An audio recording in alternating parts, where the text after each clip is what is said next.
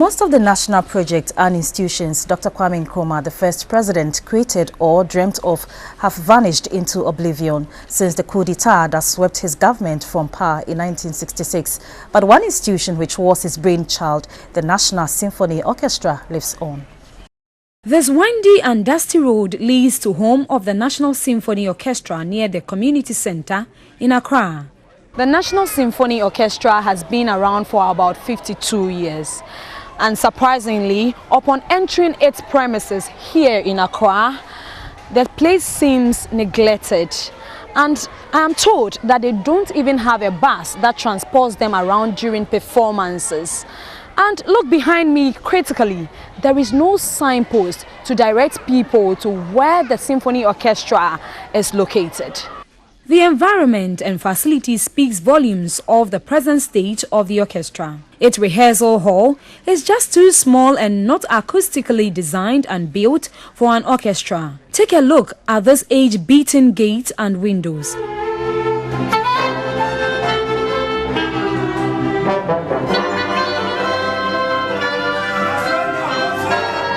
The orchestra is, however, alive and not a relic either. The National Symphony Orchestra is almost as old as independent Ghana. It was established in 1959, 2 years after independence. That was when Ghana's first president, Osagyefo Dr. Kwame Nkrumah, wanted everything the new black African nation needed to assert its political, economic and cultural independence. Nkrumah, a lover of music, asked Philip Beho, composer of the Ghana National Anthem and a musical tutor of Achimota School, to establish the orchestra.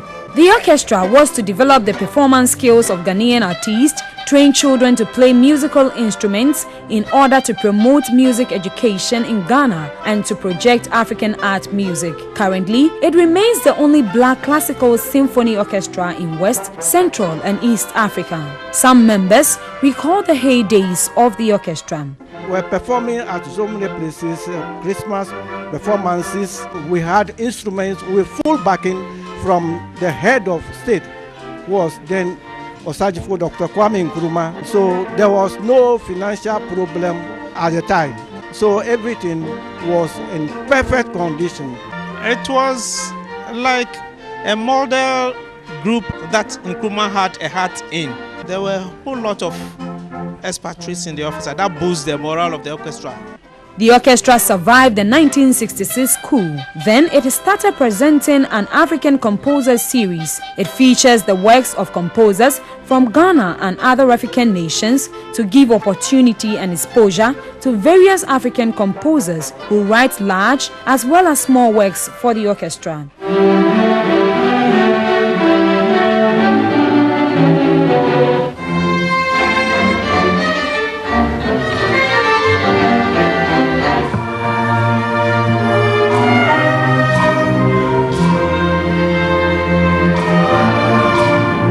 It promotes choral art music and has performed with a number of choral groups. The National Symphony Orchestra performed with modern Ghanaian musicians like Daddy Lumba, Kwabna Kwabna, and old ones like the famous drummer Oduman Kumachrema, Kofi Ganaba. Ganaba and the orchestra played Handel's Hallelujah Chorus. Many great Ghanaian musicians also played with the National Symphony Orchestra. Some are dead and gone, but the orchestra lives on. As it strides on for more than half a century, has it achieved the aims of its founding fathers? One of our mandates is to go around the country and educate and develop Ghanaian art music. We have not been able to do that because we don't have a bus to go around. We don't have a CD, an audio CD, where we can sell and have some income. One of our projects is to have a youth orchestra. Our rehearsal hall at the moment is very small. We need help from corporate bodies, from individuals who can help. With all the problems, the orchestra has big dreams and plans to play with other famous African musicians as part of merging African and Western classical music.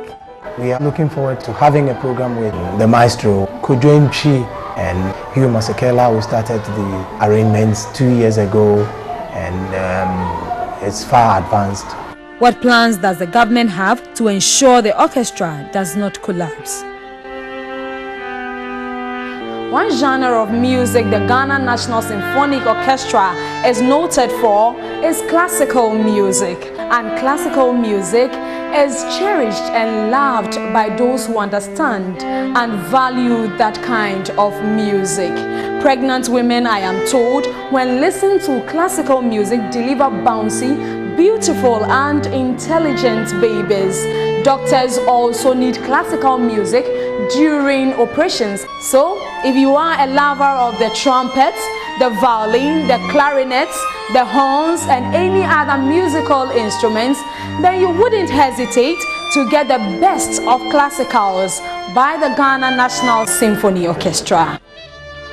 Not everyone loves classical music. For especially most young people, classical music is not their type. I don't like classical music because I believe it's for the old people because of the beat, the tune, and you know how slow it is. It's not my type of music. I don't like classical music. I prefer gospel music. We don't get classical music in Ghana, so we all want to listen to our hip lives, our gospel, our cools. I do like classical music a lot. Most of the songs that are being produced that come out to the consumers are, I would say, some are not too good for us. Since the establishment of the orchestra, steps have been taken to make classical music acceptable and appealing to most people, especially the youth, by Africanizing this genre of music, which is largely thought of in some circles as too Western. To address this concern, African instruments and elements have been introduced. Performing compositions by Africans is another way of popularizing classical music. In promoting further African culture, musicians of the orchestra wear a blend of traditional and Western clothes. Their costume includes the traditional smock with a G-clef embroidered at the back, worn over shirts. Wearing of traditional smocks reinforces the strong feeling and expression of Africanness, or what some may call African personality.